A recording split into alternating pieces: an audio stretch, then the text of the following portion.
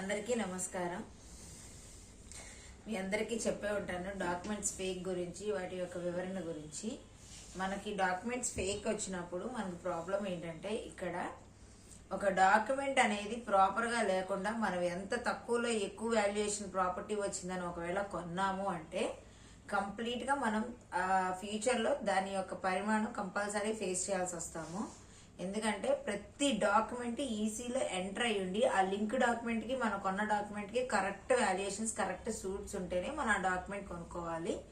ఒకవేళ in case అలా కొనుక్కోకపోతే immediate గా ఆ కన్సల్టెన్సీ కొన్న వాళ్ళ దగ్గరికి వెళ్ళిపోయి రిటర్న్ చేసుకోవటమో, లేదంటే మళ్ళీ కోర్టుకి వేసుకుని దాన్ని రీప్లేస్మెంట్ చేసుకోవటమో ఏదో ఒకటి చేయాలి. ఇన్ కేసు మన తప్పు కూడా ఉంది అని అంటే కోర్టుకి వెళ్తే కోర్టులో కూడా ఒకవేళ మీకు పాయింట్స్ అనుగుణంగా లేకపోతే చెల్లవు. ఎందుకంటే మీకు తెలిసే కొన్నారైతే కంపల్సరీ అది మీరు దాని పరిమాణం ఆలోచించాల్సిందేను. అట్ ద సేమ్ టైం ఇప్పుడు ఈసీ ఇన్ఫర్మేషన్ అంటే అది ఎక్కడ ఇస్తారు, ఎలా ఇస్తారు అనేది మీకు చెప్తాను. ఈసీ ఇన్ఫర్మేషన్ అంటే మనం రిజిస్టర్ ఆఫీస్కి వెళ్ళి మన ప్రాపర్టీ యొక్క సర్వే నంబర్ కనుక అక్కడికి వెళ్ళి చెప్తే వాళ్ళు ఆ సర్వే నంబర్ మీద ఈసీ ఇన్ఫర్మేషన్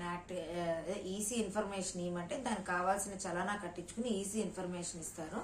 ఆ తర్వాత ఆ ఈసీ ఇన్ఫర్మేషన్ లో అసలు ఎవరు కొన్నారు, ఎక్కడి నుంచి వచ్చిన డాక్యుమెంట్ క్లియర్ గా ఉంటది. ఇన్ కేసు తెలియకపోతే మాత్రం దయచేసి రిజిస్టర్ ఆఫీస్కి వెళ్ళి ఈసీ ఇన్ఫర్మేషన్ తీసుకోండి, మీకు అన్ని విషయాలు తెలుస్తాయి.